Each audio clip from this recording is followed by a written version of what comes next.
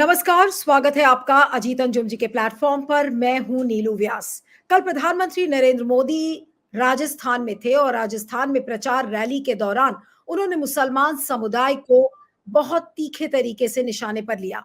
उन्होंने ये कहा कि मुसलमान घुसपैठिए हैं, बहुत सारे वो बच्चे पैदा करते हैं और जो कांग्रेस का जो मैनिफेस्टो है, अगर उसके मुताबिक देखा जाए तो वो आम जनता के सारे पैसे लेकर और इन लोगों में बांट देंगे जिनके बहुत सारे बच्चे हैं। यानी कि बार बार वो मुसलमान समुदाय को आड़े हाथों ले रहे थे।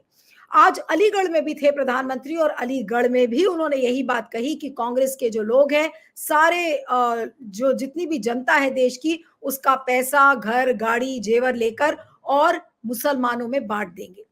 आज समझना चाहते हैं कि आखिर प्रधानमंत्री नरेंद्र मोदी इस तरीके की बात बराबर क्यों करते हैं और उसका कारण क्या है। और अगर वो वैश्विक लेवल पर कहीं भी जाते हैं तो वो ये कहते हैं कि भारत तो मदर ऑफ डेमोक्रेसी है, भारत को विश्व गुरु बनाने की बात करते हैं।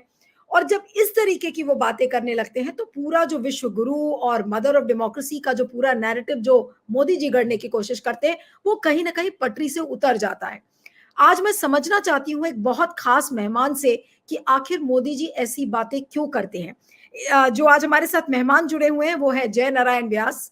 और जय नारायण व्यास के बारे में दर्शकों को मैं बता दूं कि वो इस समय कांग्रेस के कद्दावर नेता हैं गुजरात में, लेकिन वो प्रधानमंत्री नरेंद्र मोदी जब मुख्यमंत्री थे 2007 से 2012 के बीच में, तो वो स्वास्थ्य और परिवार कल्याण के मंत्री थे और बहुत क्लोजली उन्होंने मोदी सरकार का एडमिनिस्ट्रेशन देखा था। लेकिन उन्होंने 2022 में बीजेपी छोड़ दी और उन्होंने कांग्रेस में अपने आप को शामिल कर लिया।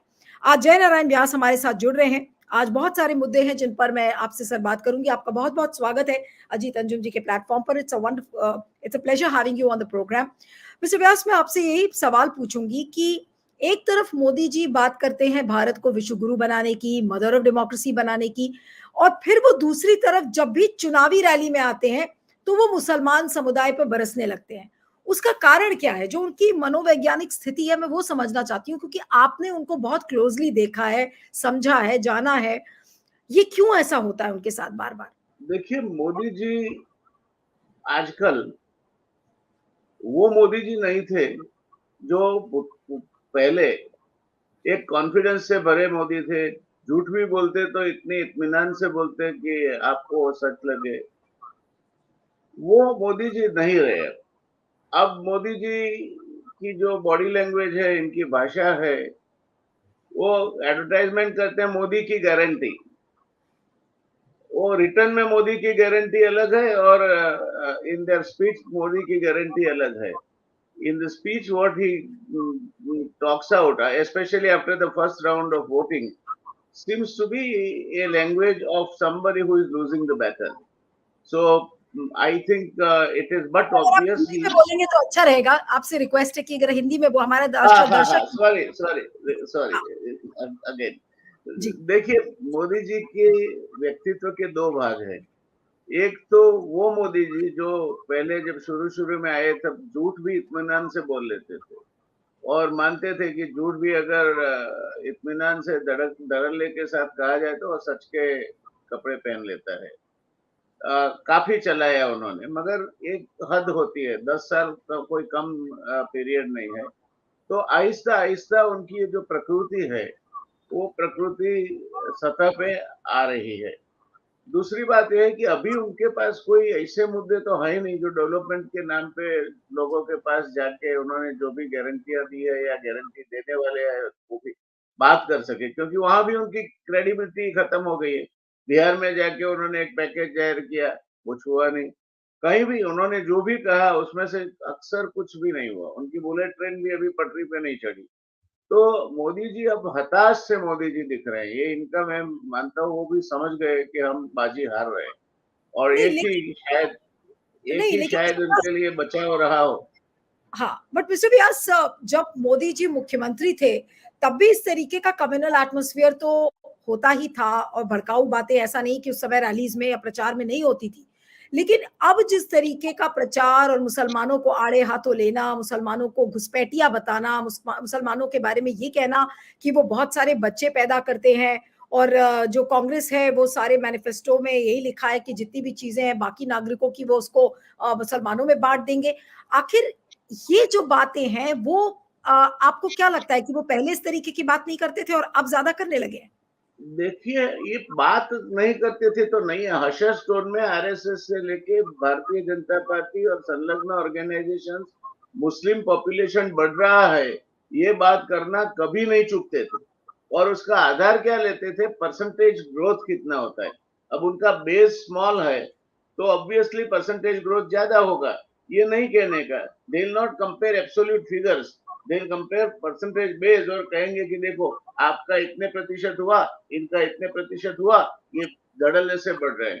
हालांकि मैंने एक दिन out of curiosity graph plot किया तो 470 साल तक तो Muslim population overtaking Hindus doesn't seem to be working anywhere. On the contrary, it is going to gap is going to increase. तो ये बात जो है वो ये इनकी एक बहुत पैट थियरी है।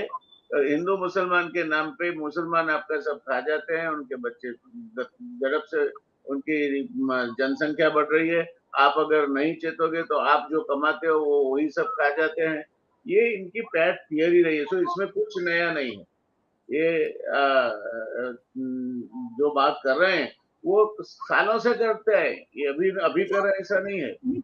मिस्टर व्यास, अभी पहले चरण का चुनाव खत्म हुआ है और चुनाव में जो रिपोर्ट्स आ रही हैं वो बहुत एनकरेजिंग नहीं है मोदी जी के लिए, और ये कहा जा रहा है कि बीजेपी हर राज्य में एक तरीके से पिछड़ रही है। ये कम से कम ग्राउंड रिपोर्ट्स कह रही हैं। अब कितना सही है, कितना सच है, कितना गलत है, ये पता नहीं है। लेकिन आपको क्या लगता है कि क्या मोदी जी हताश और निराश आपको नजर आ रहे हैं?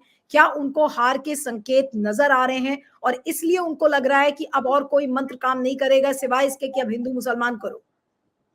देखिए, मैं दो ऑब्जर्वेशंस देख रहा हूँ मोदी जी के लिए। एक तो आरोग्य के मुद्दे पे अगर देखें तो मैं समझता हूँ कि काफी जल्दी वो घिस रहे हैं। He is burning not the candle from both the end, दोनों छोर से मोमबत्ती नहीं जलाई है, कई छोर से जलाई है। तो अभी वो समय आ गया है कि जब मोदी जी पहले वाले मोदी जी नहीं रहे। पहले लैंडिंग दाड़ दाड़ दाड़ करके एक ही धमाके में चढ़ जाते थे। अभी बीच में एक रखना पड़ता है स्टॉप ओवर, कोई है नहीं है वहां खड़े रह के यूं यूं हाथ करते फिर चलते, ही नीड्स अ पॉज। तो इनका जो आरोग्य है वो आरोग्य भी मैं मानता हूँ कि बहुत जल्दी से और झड़प से वो डाउन जा रहा है। हम इच्छा कि वो 100 नहीं, साल जिए। दो सेकंड के लिए रोकूंगी। आपने कहा कि इनका जो आरोग्य है वो थोड़ा डाउन जा रहा है, यानी कि आप उनकी क्या हेल्थ के बारे में बात कर रहे हैं कि वो अब उतनी एनर्जी नहीं है उनमें जितनी पहले थी? आप क्या उसको पॉइंट yes, आउट कर रहे हैं या उन्होंने बहुत ज्यादा अपने आप को बर्न आउट कर लिया है काम कर करके? क्या मैं उसका मानता मतलब? हूँ। मैं एक फिल्म एक वीडियो देख रहा था बहुत क्लोजली, तो वो कुछ साइन करते थे तो इनके हाथ कांप रहे थे इसे। तो ये पहले नहीं था मोदी जी में। अभी काफी दवाइयां तो लेते थे वहां, पहले भी लेते थे, अभी भी लेते हैं। फिर भी अभी ये जो जो इनकी आरोग्य में जो गिरावट है वो दिखाई देने लगी है। दूसरी बात कि शायद ये 120 सीट का जो आकलन है उसके मुताबिक उनको अब की बार 400 पार वाली बात तो दूर दूर की दिखती है, मगर उनको लगता है कि हम पिछड़ रहे हैं। एक बात मैं कहूंगा कि बीजेपी और मोदी जी वो चार मुद्दे पे चार उनके हथियार है। एक है मैन, जो कैडर है इनकी, वोटिंग कराती है वगैरह वगैरह। दूसरा money, they have bag full of money. Third machine. ये ईवीएम के बारे में आज भी मैं being a IIT trained engineer I can tell कि उसका ये मानना कि ईवीएम को टेम्पर नहीं किया जा सकता। इवन शाम पित्रोड़ा के साथ भी मेरा डिबेट हुआ था। तो ये मशीन इनका एक और चौथा जो है वो इनका मशीनरी, जो सरकारी तंत्र है जो वो उनके पूरे काम में लग जाता है। तो ये चार मुद्दे पे लड़ते हैं। अगर उसमें से मशीन वाला मुद्दा काम कर गया तो चाहे कुछ भी हो जमीनी हकीकत, उनको आश्वस्त रहने की जरूरत है कि कुछ होने वाला नहीं है। मगर दोनों, अमित शाह और मोदी जी, दोनों की वर्तन में कुछ चिड़चिड़ाहट सी दिख रही है। और वो चिड़चिड़ाहट एक हारने वाला योद्धा जब जब उसको पता चल जाता है कि I am fighting a losing battle, तब उसकी जो जो मनोवैज्ञानिक परिस्थिति होती है, वो परिस्थिति अभी देखने मिल रही है, ऐसा शायद मैं कहूँगा। नहीं, लेकिन मिस्टर व्यास, जिस कॉन्फिडेंस से मोदी जी दिखते हैं, आपने देखा था अभी हाल में जब संसद में भी उन्होंने तो संसद के अंदर खड़े होकर बोला था कि वो तो पूरा तरह से कॉन्फिडेंट हैं कि बीजेपी को 370 सीटें आएंगी, एनडीए 400 पार करेगा। और अभी भी वो बहुत ज्यादा आश्वस्त है। उनके आप देख लीजिए बाकी जो सांसद हैं, सांसद तक 400 पार का नारा दे रहे हैं कि भाई हमको तो संविधान बदलना है, 400 लाना ही लाना है। तो ये जो कॉन्फिडेंस की कमी है, ये बीजेपी के अंदर लोगों में तो नहीं दिख रही है। विपक्ष चाहे जितना बोले और सबको यही लगता है कि आएंगे तो मोदी जी ही, बीजेपी जीती जाएगी। गिरी पड़ी हालत में भी ऐसा लगता है कि बीजेपी 300 सीट तो लेकर ही आएगी। कि बीजेपी के जो वर्कर्स है, नेता है, उन्होंने फॉर फार टू लॉन्ग, काफी लंबे अरसे तक सिर्फ मोदी जी कहेंगे वो सुनेंगे, मोदी जी कहेंगे वो करेंगे, मोदी जी कहेंगे वो सोचेंगे, वो इनकी मनोस्थिति बना के रखी है इन्होंने। कोई उनकी कोई सोच स्वतंत्र नहीं है, कुछ भी नहीं है। तो जैसे आप चाबी दो पुतले को और जैसे चलाना चाहो चलता है, ठीक उसी तरह बीजेपी के जो वर्कर्स वगैरह हैं वो कंडीशनड है, इनका दिमाग कंडीशन है, उनकी बातें कंडीशन है। एक चीज है उनमें कि संगठन इनका अभी भी मजबूत है, उतना नहीं मजबूत है। आज ग्राउंड लेवल पे इनके संगठन में भी दरारें दिखने लगी है, नहीं मगर तो फिर दरार भी भी कैसी है? क्या जो कार्यकर्ता है बीजेपी का, अब वो मोदी जी की हर बात मानने को तैयार नहीं है? क्या आप ये कह रहे हैं? देखिए बहन जी, हर बात मोदी जी की मानेंगे कैसे? गुजरात में आप देखिए तो जो नई मिनिस्ट्री है उसमें कैबिनेट मिनिस्टर्स में आधे से ज्यादा कांग्रेस से आए हुए हैं। आज गुजरात में वर्कर्स में भी एक जो निराशा है ये है कि वो किसी और के उम्मीदवार के लिए प्रचार कर रहे हैं। सालों साल उन्होंने दौड़े भागे, झंडे लहराए, सब, वो उसका कोई कीमत नहीं है। मगर कल का आया कैबिनेट मिनिस्टर बन जाता है, ये उनकी नजर के सामने है। तो ये चीजें अब असर कर रही है।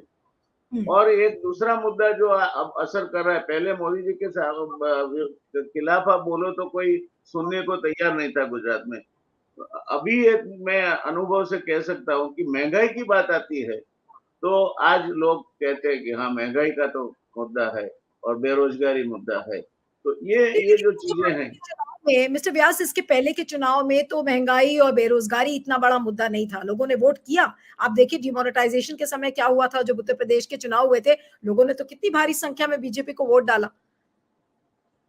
देखिए फिर से मैं कहता हूँ कि ये मुद्दे मशीन नहीं पहचानता। मशीन तो जो प्रोग्राम है उसके मुताबिक ही चलता है। तो ये जब मैं यही एक एक्सेप्शन इसलिए रखता हूँ कि मोदी जी अगर मशीन के बिना चुनाव लड़े तो शायद 150 भी पार करना इनके लिए मुश्किल हो जाएगा। तो चूंकि आप, मशीन है, कितनी सॉरी, कॉन्फिडेंस से कह रहे हैं। आपको क्या लगता है कि ये जो प्रचंड बहुमत बीजेपी को लगातार मिलता हुआ आया है, 2014 के बाद की मैं बात कर रही हूँ, 2019, और अब फिर जिस तरीके की तैयारी है, और अभी राजस्थान, छत्तीसगढ़, मध्य प्रदेश में जिस तरीके का प्रचंड बहुमत बीजेपी को मिला है, आपको क्या लगता है कि ये जो जीत है ये ईवीएम की वजह से हुई है, वरना उनको नंबर्स नहीं आते? देखिए 2014 की जो चुनाव के परिणाम थे, मेरे ख्याल से वो बदलाव के लिए वोट था।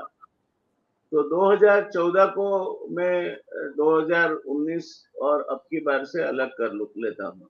मगर 2019 का जो चुनाव था, वो चुनाव में और उसके पहले के चुनाव में ईवीएम सिलेक्टिवली यूज किए जाते हैं। ऐसा नहीं है कि एक जगह ही यूज कर किए जाते हैं, सिलेक्टिवली यूज किए जाते हैं। किसी को हराने के लिए भी यूज किए जाते हैं, किसी को जिताने के लिए भी यूज किए जाते हैं।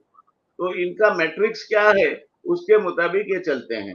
तो ये 2019 से ये परफेक्शन इनका चल रहा है और ये समय भी चलेगा, ऐसा मुझे विश्वास है। नहीं, तो आप कह रहे हैं कि इस बार थोड़ा-सा डरे हुए हैं, सहमे हुए हैं, चिड़चिड़ापन है। तो अगर ईवीएम काम कर रही है और अगर ईवीएम के भरोसे वो आश्वस्त है कि उनको सीटें आएँगी, तो फिर इस बार भी आ जाएँगी। ये चिड़चिड़ाहट, ये बौखलाहट क्यों बीजेपी में? या मोदी जी में? देखिए, वो प्रचंड लोकमत उनके साथ ऐसा देखने के आदी हो गए हैं। जहां भी जाए जाए वहां मोदी मोदी मोदी के नारे लगते हैं, कुर्सियां हम्म। खाली नहीं होती है। ये सब चीजें इनको भी वो आखिरी तो उनका भी संवेदना है। तो अब वो साइंस उन्हें दिखने लगे हैं कि ये साइंस है। तो अगर मशीन ने ये टाइम जीता भी दिया तो ज्यादा भविष्य नहीं है हमारा।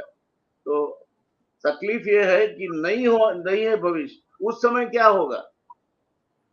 ये चिंताएं शायद मेरे ख्याल से उनपे भारी पड़ रही है। आपने उनकी मनोदशा तो बताई कि वो क्यों ऐसा सोच रहे हैं, उनको हो सकता है कि अब चीज़ें दिख रही हैं कि बहुत लंबा भविष्य बीजेपी का नहीं है। लेकिन मैं आपसे जानना चाहूँगी, आप तो बीजेपी में एक लंबे समय से रहे, मोदी जी को आपने बहुत करीबी से काम करते हुए भी देखा। आखिर आज ये तीसरी बार का कार्यकाल होगा अगर वो बीजेपी वापस सत्ता में आती है। लेकिन बीजेपी एज़ अ पार्टी को मोदी जी ने क्या कर दिया है? क्योंकि जो अलग-अलग जगह से रिपोर्ट्स जिस तरीके की मिल रही हैं, जैसे पश्चिमी उत्तर प्रदेश है, वहां पे बीजेपी के नेताओं ने अपने आप को विड्रॉ कर लिया है। कुछ राजस्थान में ऐसी खबरें आ रही हैं, कितनी सही है ये पता नहीं है, लेकिन इस तरीके की रिपोर्ट्स आई हैं, मीडिया में लिखी गई हैं। बीजेपी को क्या कर दिया है मोदी जी ने as a party, as a political party, उन्होंने क्या किया है बीजेपी को? बीजेपी और सरकार दोनों में सामूहिक नेतृत्व का जो प्रिंसिपल था, उसका खात्मा कर दिया है। नेतृत्व सिर्फ एक ही है, प्रचार एक ही नाम से होगा, चेहरा एक ही होगा। तो बीजेपी का जो जो संघ का भी फिलोसॉफी है कि कोई व्यक्ति इंपॉर्टेंट नहीं है, उसको इतना प्रोजेक्ट मत करो कि आपका संस्था भूला जाए। मोदी जी ने ये किया है कि आज बीजेपी बिल्कुल नामशेष हो गया है। तो who is next to Mister Modi, आज आप जवाब नहीं ढूंढ पाते। और अगर जिस दिन ऐसी परिस्थिति खड़ी हुई, मेरी खुद की मान्यता है कि बीजेपी के 3 या 4 टुकड़े होंगे। लेकिन मिस्टर व्यास, लेकिन आरएसएस की तरफ से कोई कभी ऐसे बोलता हुआ तो सुनाई नहीं पड़ा। आरएसएस क्यों नहीं इस पर विरोध जता रहा है?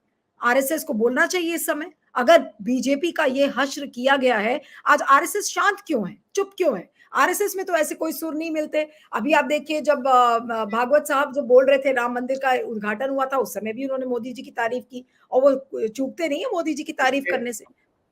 इसके अलावा कोई चारा है क्या उनके पास? उनके चहेते उम्मीदवार नागपुर में, उनसे अगर इनका अपमान किया जाए, निग्लेक्ट किया जाए, साइडलाइन किया जाए, फिर भी आरएसएस क्या करता है? कुछ मजबूरी तो है वहां भी। क्या है वो बिल्कुल मुट्ठी बंद करके काम करने वाली संस्था है। मगर आरएसएस भी गडकरी जी के लिए 36 संस्थाएं इनकी काम में लगी थी। भाजपा का संगठन नहीं काम में लगा था।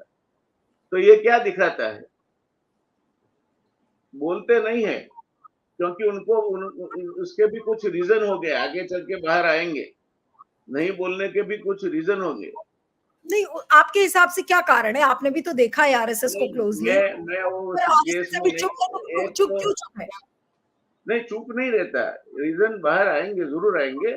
एक तो आरएसएस को भी इन्होंने आरामदेही ऑर्गेनाइजेशन बना दिया है।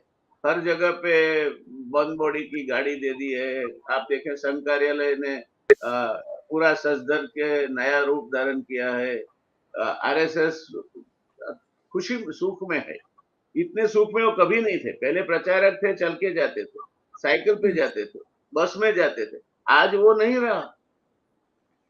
आज प्रचारक आपके घर आए, ऐसा शायद ही होता है, जो एक जमाने में होता था। तो आरएसएस ने खुद अपनी जो पहचान थी, जो उसकी ताकत थी, जिसकी वजह से आरएसएस यहां तक आई, वो आरएसएस ने गंवा दी है।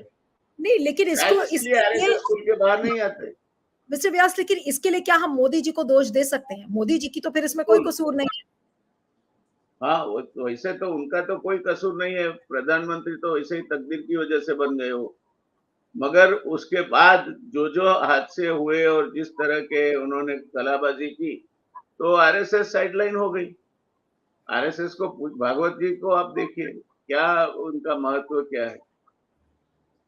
तो ये बातें अभी अभी तो मैंने तो सिर्फ आपको physician sample not for sale बताया है। जब बाहर आएगी तब लोग चौंक जाएंगे। आरएसएस को इतना इन्होंने परावलंबी कर दिया है कि आगे चल के आरएसएस वापिस वो आरएसएस गुरुजी के समय में या डॉक्टर साहब के समय में था या गोलवलकर जी के समय में था, वो आरएसएस वापिस आएगा नहीं आएगा। मुझे लगता है काफी अंतर काटना पड़ेगा, काफी तपस्या करनी पड़ेगी, तब जाके आज जो सर्वत्र सुखी न संतु यानी हम सब सुखी हो वाली भावना जो उनमें घुस गई है, मैं मानता हूँ उसके लिए भी आरएसएस के लिए भी एक घातक साबित होगी। नहीं, लेकिन मिस्टर व्यास, आप ये कह रहे थे कि आरएसएस को इतना ज़्यादा निरीह बना दिया गया है कि आपको क्या लगता है कि क्या आरएसएस कभी अपने आप खड़ा हो पाएगा, अपने उस फॉर्म में वापस जा पाएगा जो उसका पुराना फॉर्म था? कभी नहीं। नहीं, नहीं जा पाएगा।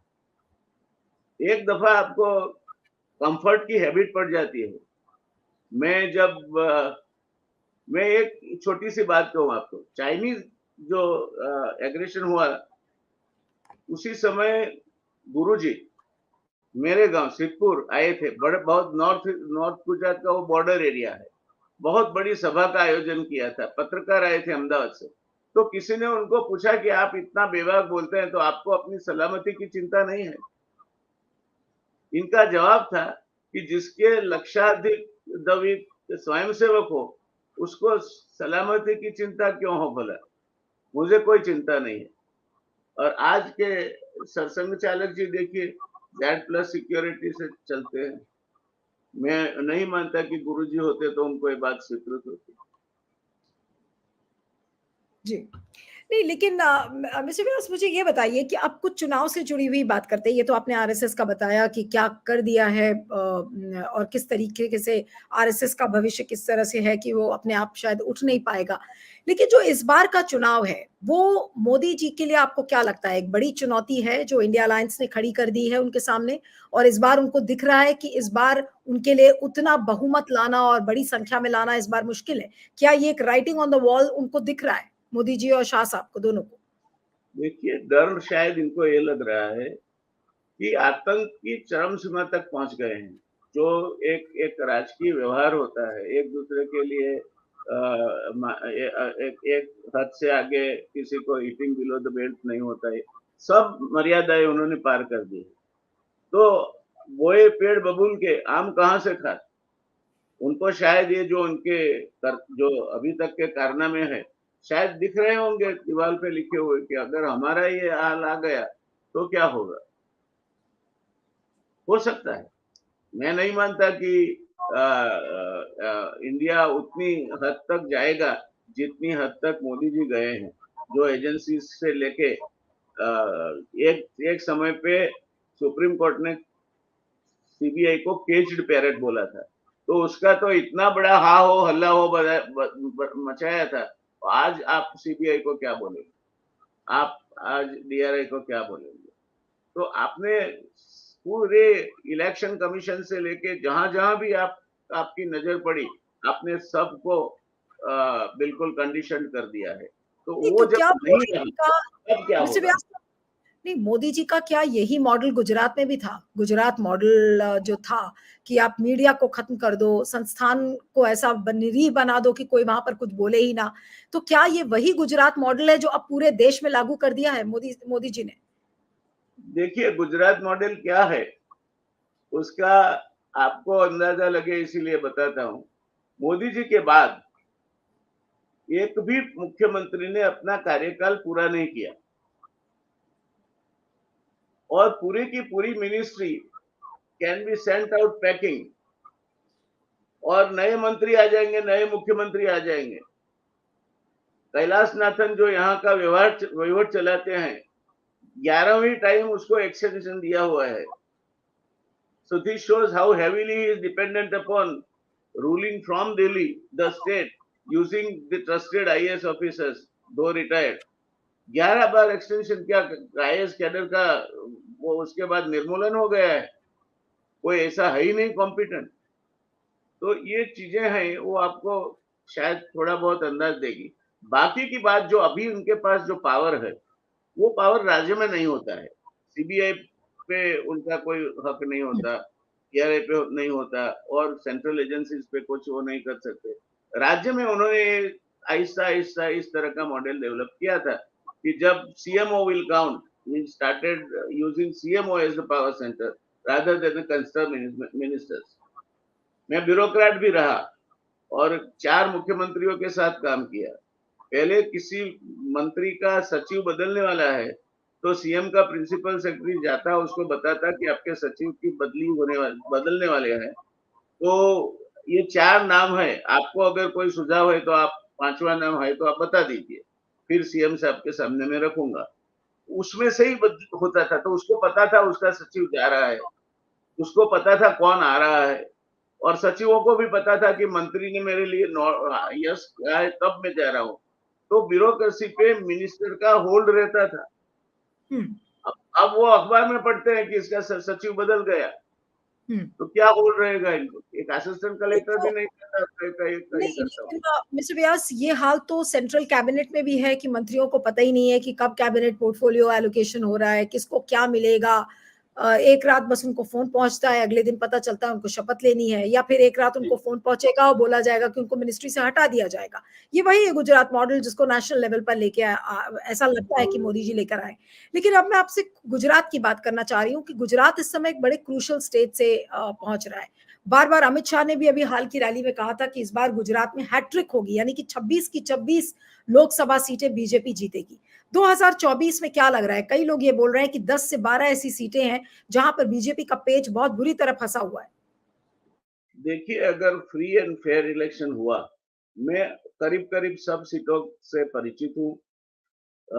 Almost 80% of the seats I have visited myself and met people. तो अगर फ्री एंड फेयर इलेक्शन हुए, तो anything between 4 to 6 seats BJP गवाएगी।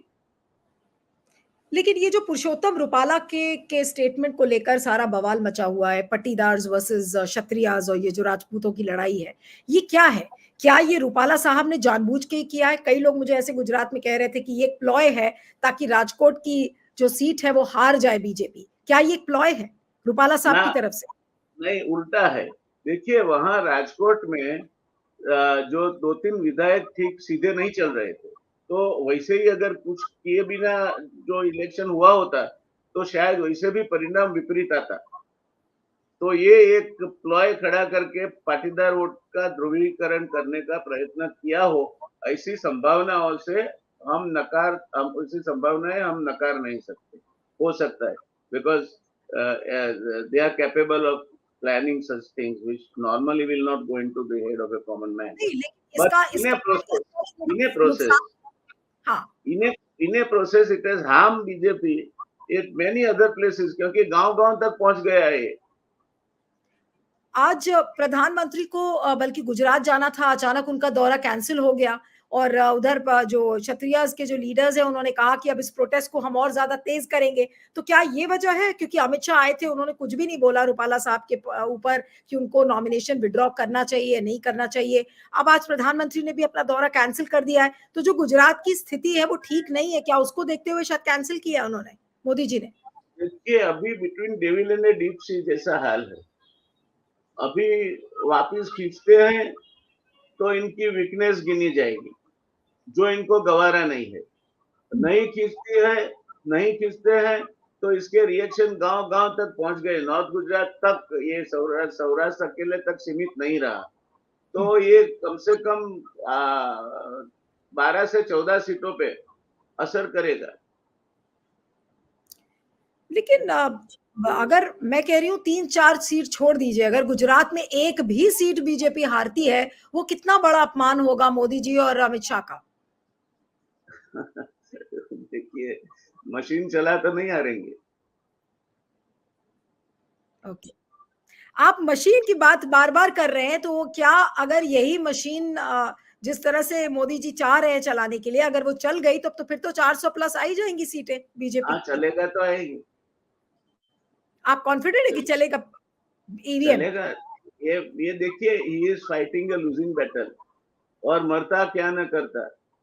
तो डेस्पराडोज रिएक्शन जो है वो आपको उनके भाषणों में दिख रहा है, वो जमीन पे भी उतरेगा। तो ये मैं नहीं मानता कि मशीन महाराज को आराम दिया जाएगा। हुँ। लेकिन सर मुझे ये बताइए आप कह रहे हैं कि बहुत एक लूजिंग बैटल फाइट कर रहे हैं मोदी जी।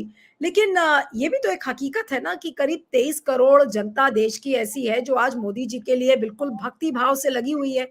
मोदी जी के अलावा उस जनता को कोई नज़र नहीं आता। कोई ये भी कहता है कि भई मोदी जी का तो कोई अल्टरनेटिव नहीं है। ये भी एक हकीकत है कि मोदी सही है। इस समय सबसे लोकप्रिय नेताओं में है और उनका काफ़ी भक्ति भाव होता है देश में। तो आज कैसे हम मोदी जी को पूरा जो मोदी का फिनोमेना है उसको नकारें? कैसे कर सकते हैं? देखिए, let us go by reason. आप कर्नाटका से नीचे जाइए, बताइए कौन से स्टेट में मोदी जी की इमेज की वजह से चुनाव आप जीत सकते हैं। वेस्ट बंगाल में जाइए, फिर अभी जो हाल है बिहार में, वो बिहार की बात करिए। राजस्थान और मध्य प्रदेश उतने रॉक सॉलिड अभी नहीं रहे। राजस्थान में भी फिसर्स है बीजेपी में विद इन देमसेल्व्स, और मध्य प्रदेश में भी है। उधर जाट और पंजाब और पश्चिम उत्तर प्रदेश और जाटलैंड इन राजस्थान, वो उनके लिए बिल्कुल सामने लगे हुए हैं। आदिवासी इनके सामने लगे हुए हैं, दलित इनके सामने लगे हुए हैं। तो कहाँ से ये बहुमती लाएंगे, कहाँ से मेजोरिटी लाएंगे, कहाँ से? वो मुझे मेरी समझ में नहीं आता। मेरा अनुभव नहीं है उनके जितना व्यापक, मगर समझ में नहीं आता। लेकिन आपको क्या लगता है सर कि यूपी में क्या हाल होगा? इस बार 80 सीटों में ये कहा जा रहा है कि बहुत सारी सीटें इनकी यूपी में भी कम होने वाली हैं। आपको लगता है कि वहाँ पे भी समीकरण बदलेंगे? देखिए, यूपी में योगी जी का फैक्टर क्या करता है, उस पर भी एक आधार रहेगा। ऑफकोर्स ये जो किसान वाला है, ये फैक्टर तो है ही, मगर इसके अलावा योगी जी का फैक्टर जो है वो क्या होगा उसका, ये भी एक मायना रखता है। अगर उनको लगा कि ये ठीक से आ गए और फिर से आ गए, तो उनके लिए कोई भविष्य नहीं है, तो शायद उत्तर प्रदेश में बाजी पलट सकती है। मगर अभी it is too early to say. जैसे जैसे आगे बढ़ेंगे पता चलेगा। लेकिन आपको ये लगता है कि इस बार मोदी जी और शाह साहब उतने कॉन्फिडेंट नहीं है जितना कि 2019 में थे? ना, नहीं है। और एज का भी प्रभाव। शायद मोदी साहब मेरे से 3 साल यंग है, और अमित शाह तो काफी यंग है मेरे से।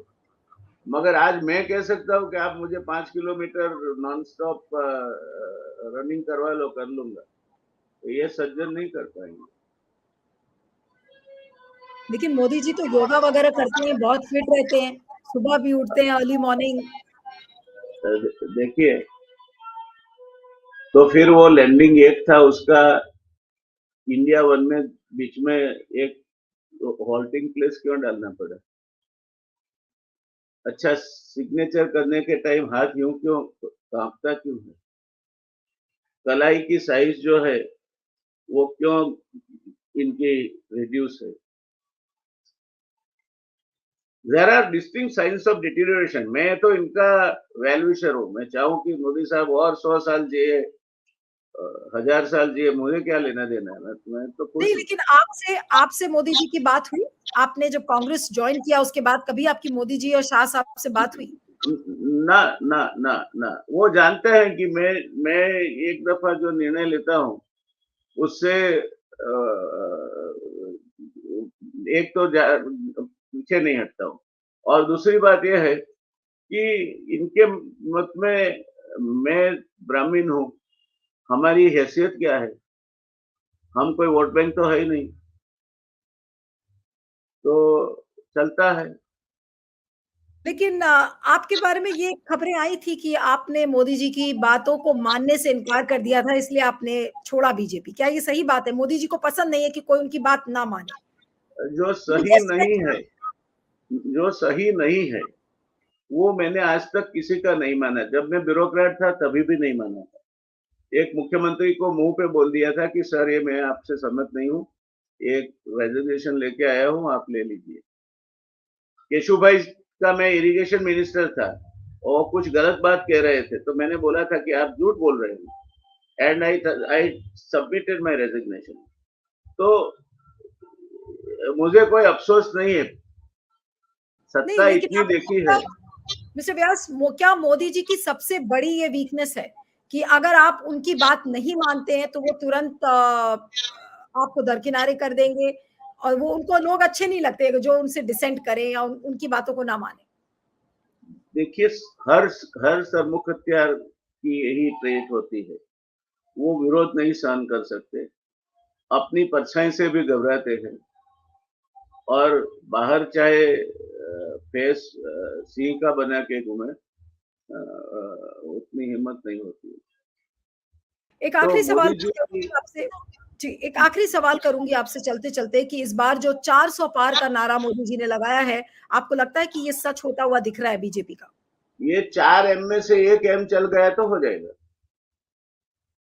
वैसे मुश्किल लगता है, क्योंकि जन प्रकोप फिर it could result into a विस्फोट। मगर तो आपको लगता है कि इस बार जो जन भावना है वो मोदी और बीजेपी के खिलाफ है? हाँ, अभी जो जो जो हवा बह रही है, वो उनके, नहीं तो गुजरात में तो आप बोल नहीं सकते थे इनके खिलाफ। आज गुजरात में ये 6 सीटें तो मैं कहता हूँ, और मार्जिनल रखे तो 6 और 4 10 होगी। पहले स्कोप ही नहीं था, 1 सीट भी नहीं मिलेगी आपको। राइट। ये इतना बदलाव अगर गुजरात में आ सकता है, तो तो बाकी देश। आप और जगह पे क्या होगा समझ सकते हैं।